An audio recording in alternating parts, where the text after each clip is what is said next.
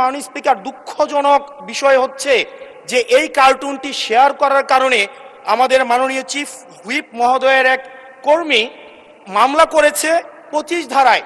Cartoon আমার ব্যাপারে আঁকার কারণে কেউ যদি গ্রেপ্তার করা হয় তাকে ছেড়ে দেওয়ার জন্য আমি অনুরোধ জানাচ্ছি আপনার মাধ্যমে এই সংসদে। ধানমন্ত্রী শিবের গীত মাননীয় সদস্য আর একটা বিষয় উত্থাপন করেছেন মাননীয় চিফ হয়ে। আমি এখানে খুব বলেছি যে 2-3টা তিমির কথা বলা হয়েছে, আর দুইটা হাঙ্গরের অর্ডার দিয়েছি, সবাইকে দাওয়াত করেছিলাম। এই বিষয়ে একটা কার্টুনের আকারে কোনো এক ব্যক্তিকে গ্রেপ্তার করা হয়েছে। মাননীয় স্পিকার, আমি জানি এটা উঠতে পারে সংসদে, এই জন্য আমি ফাইল নিয়ে এসেছি, আর এটা আমার টেলিফোন আছে। মাননীয় স্পিকার, আমি অনেকগুলা চিঠি দিয়েছি, জিডি এন্ট্রি করেছি, কোনো ব্যক্তির বিরুদ্ধে নয়। আমি নিজে মানে আমার দলের লোকেরা করেছে জিডি এন্ট্রি প্রত্যেকটা থানায়। জিডি এন্ট্রিটা করা হয়েছে এই জন্য আমি ফাইল নিয়ে এসেছি। জিডি এন্ট্রিটা হয়েছে 1/12-তে, আর 17/12 এবং 20/12-2025 জিডি এন্ট্রির টাইম এখানে আছে, এটা ফেসবুকে আছে, আমার ফেসবুকে লিখে দিয়েছি।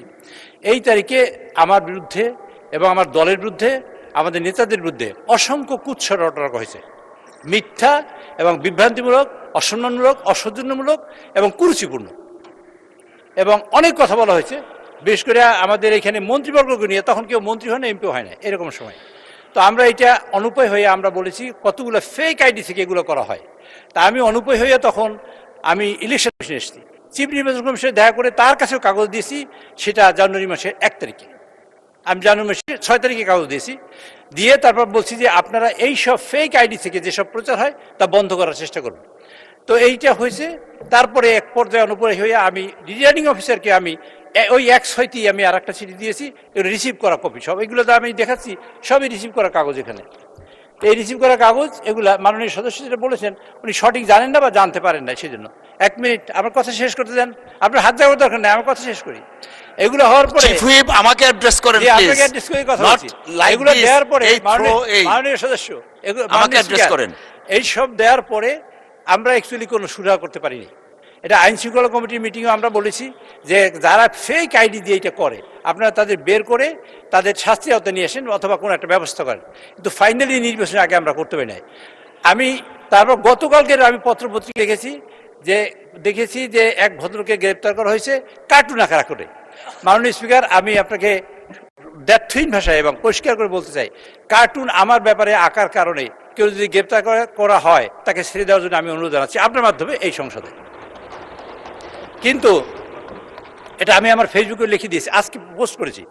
কিন্তু ওই ভদ্রলোক এখন পর্যন্ত আমরা জানি না এইসব সাইবার কার্যক্রমের সাথে জড়িত কিনা, এখন পর্যন্ত আমি জানি না, আর কেউ জানতে পারে। সুতরাং ওই ভদ্রলোক যদি সাইবার কার্যক্রমে জড়িত থাকে এবং এই লোকটা সেইটাই যদি ওই লোকই হয় যে লোকটা আমি চিনি, এবং সেই লোকটাই যদি এই কার্যক্রমে জড়িত হয়, তা আমি মনে করি আমাদের সকলের স্বার্থে, এই যে বিরোধী দল হোক আর সরকারি দল হোক, যে একজন মানুষের মানহানি করা, একজন মানুষের কুৎসা রটনা করা, কুরুচিপূর্ণ কোনো বক্তব্য রাখা যায় না। তো এর মধ্যে দেখা হয়েছে মাননীয় স্পিকার, একটা সাইবারের ইনফরমেশন কালেকশন করে আমরা দেখেছি বিভিন্ন পদ্ধতিতে।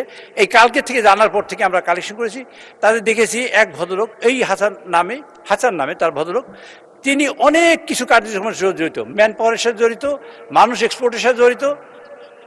ভাই আমার কথা শেষ করতে দেন কাইন্ডলি। আচ্ছা, এবং সাথে মানি লন্ডারিং সাথে জড়িত, এরকম অনেক ইনফরমেশন এখানে আছে। এটাও কতখানি সঠিক তা আমি জানি না।